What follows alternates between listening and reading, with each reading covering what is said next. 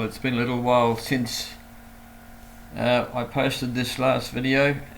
This video is my thoughts on how capable a stock Ldv T60 is on sandy tracks near the ocean. It was the first time off-road and I didn't know what to expect. The only modifications to the ute are airbags and 245/70 17 all-terrain tyres. I had not driven in the area before and did not have the local knowledge of the tracks. I did not lower the tyres to less than 19 psi.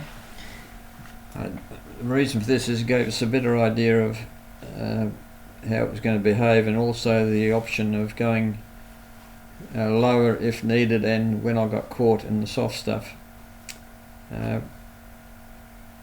It also provided an insight onto how the power was put down when the going got a little bit tough. I deliberately left the transmission in auto 4x4, which is basically an all-wheel drive selection in high range. The power setting was left in eco and the traction control on. Yes, I did get caught going up a rise with offset moguls, but that was more because of the lack of momentum. Traction control went ballistic and I needed a shovel to get sand away from the wheels before reversing back down. The motor didn't die at all and was quite happy to dig the ute in. I did engage locked four-wheel drive but remained in high range, and with a spotter on the blind crest, the second attempt was completed successfully without any drama. The only time I engaged low range was when we were negotiating some cap limestone so I could crawl over it slowly, and there was some fairly large exposed rocks there as well, so speed wasn't really a thought. Going slow as possible.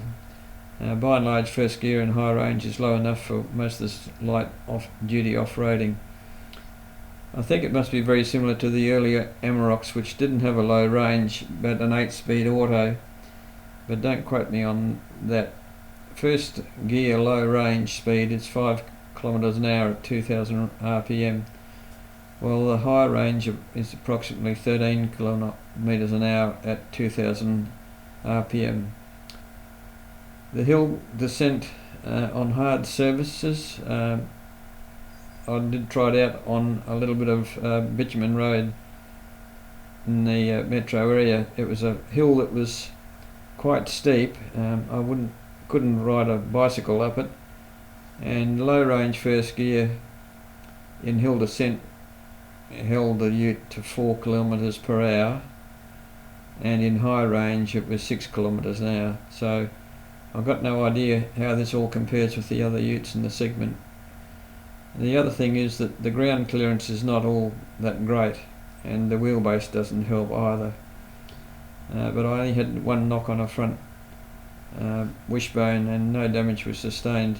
I was running with the rear airbags at 6 psi, but 30 psi would lift the tow hinge by about 60 mil to gain a bit more clearance at the back, and maybe about 25 mils under the side steps at the front. I could have reduced the tyre pressures to 15 psi, but that would have defeated the test somewhat. Following other drivers made life easier, and keeping up was not difficult. Some heavy soft sand was encountered while tagging along behind a Hilux and Triton, and later a Navara. That was part of a group who appeared to be misplaced.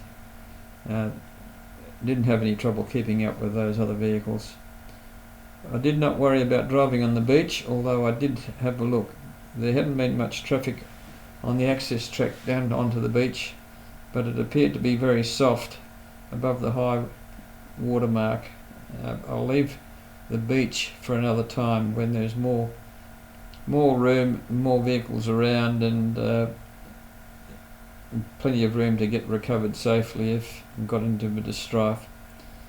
All in all, it was an informative experience. The T60 handled drive surprisingly well, although it's not something that I'll be doing very often, as its primary use is for towing of the caravan. But it's comforting to know that it is capable vehicle as long as you're careful. The fuel economy on the day was about 9.2 litres per 100k over 292 kilometres, including an hour and a half playing off-road with 2 adults and 2 children on board, plus 80 litres of water, recovery gear and tools. The fuel consumption figures were taken from Bowser to Bowser.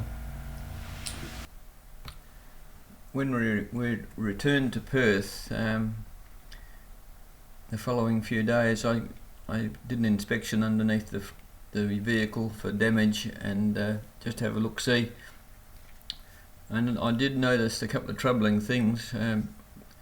One being the breathers for the diffs transfer case, and I was looking for the breather for the transmission, and I can't find that one, so I've had to ring up Ldv to see where I can find that.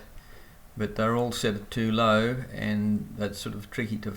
The back one's okay to find, but the others in front, the transfer case isn't too bad. It's tucked up fairly high. It's much higher than the one on the rear diff, which is on top of the axle housing on the left hand side near the pumpkin. That's only probably 400 mil above the ground, so that needs to come up a bit before going through any water. The transfer case is not so bad to find. It's set a little bit higher, but it's still a bit low. It's much higher than the diff one, but it's still a bit low, I think. And then the front diff breather is set inside the wheel arch behind the rubber dust flap. And it's quite it's easy to find where it comes out of the diff, but then you've got to trace the breather pipe up, and it's actually inside the chassis, inside the wheel arch. So that's another problem.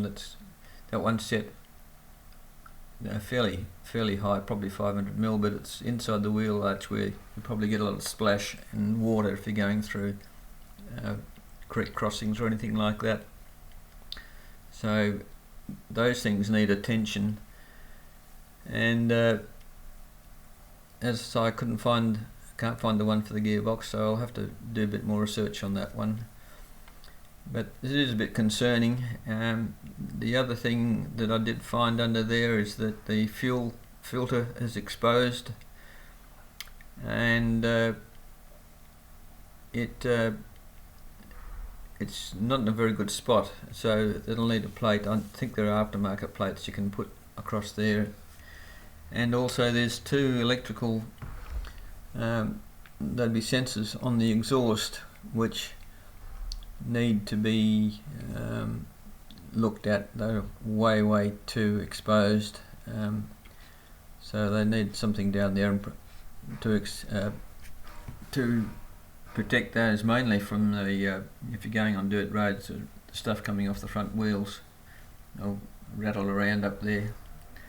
So anyway, well, this is the problematical fuel filter. It's down quite low. It is a sort of a protection there, but it's not really covering this back end of the filter. So I'm going to have to put a guard across in front of this just to stop stuff coming up and hitting that. That's only a plastic surround there. I don't know, that's very tough and pretty easily to crack, I would think. But anyway, that's easily sorted, and we'll get on to that. And this is the sensor on the exhaust pipe. It's about 600mm in front of the rear muffler, and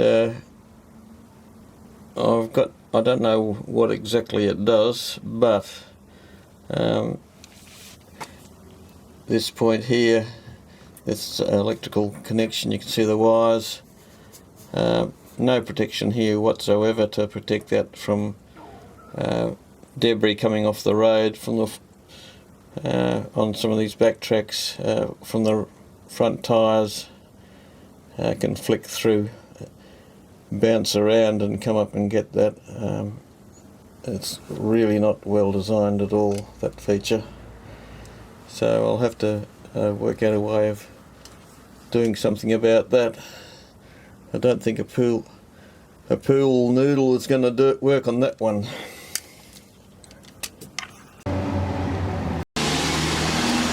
There's some more stuff I've just found as well. There's two cables with joiners and stuff. That's just been put on the outside of the chassis rail.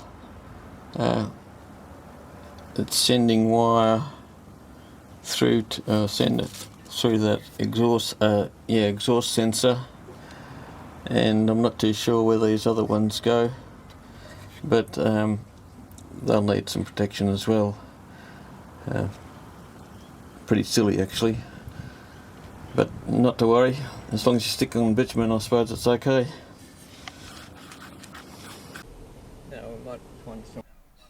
So that concludes our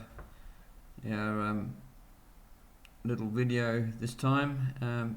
If you find anything you'd like to comment on, like and subscribe, leave comments, and it'd be nice if you can go back through the other videos that I've posted and get a comment on those as well.